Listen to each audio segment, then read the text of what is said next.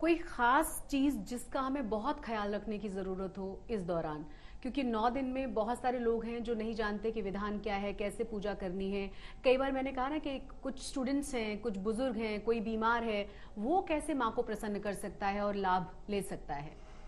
शशि, नवरात्रि में दो चीजों पर बहुत ध्यान देना चाहिए जी। एक, आपको मध्य रात्रि की पूजा जरूर करनी है। मिडनाइट में 5 मिनट 10 मिनट निकाल करके आप पूजा जरूर कर लीजिए, आपके लिए बहुत अच्छा होगा। दूसरा, आपका आहार क्या है।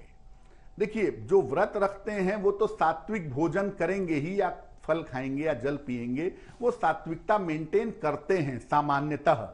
लेकिन जो लोग व्रत नहीं रखते हैं वो कहते हैं कि भाई मैं वेजिटेरियन खाता हूं, 9 दिन नॉनवेज नहीं खाता हूं। नॉनवेज ही नहीं, आपको प्याज लहसुन का इस्तेमाल भी नहीं करना चाहिए नवरात्रि के 9 दिनों में। अगर आप भोजन करते भी हैं तो करिए, लेकिन प्याज लहसुन का प्रयोग मत करिए। और थोड़ा समय निकाल करके रोज पूजा करिए, शाम के समय, अगर मध्य रात्रि में कर पाए तो मध्य रात्रि के समय में। और एक बात का ध्यान रखिए कि देखिए, नवरात्रि हमारे परंपरा में इसलिए है क्योंकि हम स्त्री को देवी मानते हैं, और ये मानते हैं कि दुनिया का सारा धन देवी के पास है, यानी मां लक्ष्मी के पास है, सारी शक्ति मां दुर्गा के पास है, और सारा वैभव माता राजराजेश्वरी माता त्रिपुर सुंदरी के पास है। तो हमारे जीवन में जो भी शक्ति है, ऐश्वर्य है, संपन्नता है, वो स्त्री की वजह से है। इसलिए पूजा करिए, और साथ में आपके घर में जो महिला है, स्त्री है, उसका भी सम्मान करिए। समाज में जो महिला स्त्री है उसका भी सम्मान करिए, तब जाकर चीजें आपके लिए बहुत शुभ हो पाएंगी। ये बहुत अच्छा मैसेज आपने दिया है, सच में माँ मतलब तभी खुश होगी। कोई खास मंत्र जिसका 9 दिन हम जाप कर सकें, मानसिक तौर पर, खास तौर से अगर हम बैठकर पूजा ना कर पाए तो कोई छोटा मंत्र, खास मंत्र जो हम लगातार जाप जिसका कर सकते हैं 9 दिन। देखिए, ऐसा शास्त्र बहुत स्पष्ट कहता है कि अगर आप नाम का जप करें निरंतर, चाहे वो भगवान के हों चाहे वो देवी देवता के हों, अगर आप नाम का जप करें तो आपके कष्ट कटते हैं, प्रारब्ध का प्रभाव कम हो जाता है। तो अगर आप देवी का नाम जपना चाहते हैं तो देवी का नाम भी एक मंत्र है, दुर्गा दुर्गति नाशिनी दुर्गति नाशयते इति दुर्गा। तो जो दुर्गति को दूर कर दे, आप केवल दुर्गा दुर्गा शब्द का जप करें, या खाते पीते चलते फिरते उठते बैठते ओम दुंग दुर्गाय नमः, इस मंत्र का जप आप मानसिक रूप से कर सकते हैं।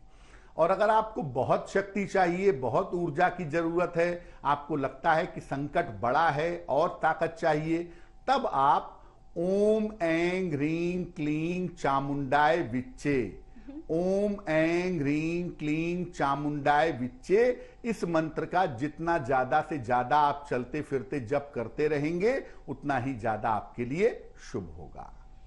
तो ये बहुत आसान चीजें हैं जिन्हें बहुत आसानी के साथ आप फॉलो कर सकते हैं, माँ को प्रसन्न कर सकते हैं। और मेरा आखिरी सवाल ये है आपसे शैलेंद्र जी कि क्या माँ को मनाना या उनको प्रसन्न करना इतना मुश्किल काम है, या फिर जो छोटी छोटी चीजें, जो गलतियां हम करते हैं, जो हमें कई बार नहीं पता होता, उनका खास ख्याल कैसे रखा जा सकता है?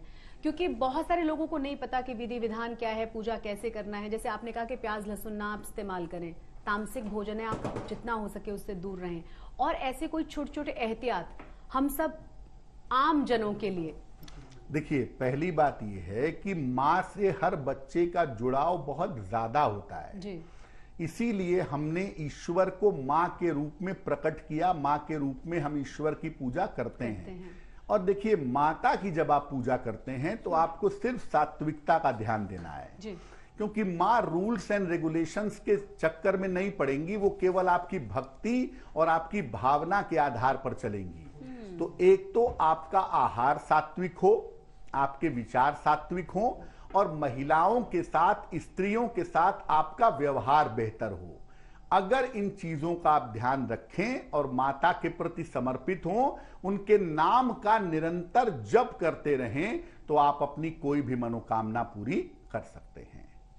बहुत बहुत शुक्रिया इतनी खास जानकारी हमारे दर्शकों को पहुंचाने के लिए। एक बार फिर से आपका बहुत बहुत शुक्रिया। तो मां स्थितिदात्री को कैसे प्रसन्न करना है, उनके लिए कैसे हवन करना है, और कितना छोटे छोटे उपायों के जरिए मां को प्रसन्न करना आसान है, ये आपको बताया शैलेंद्र पांडे जी ने।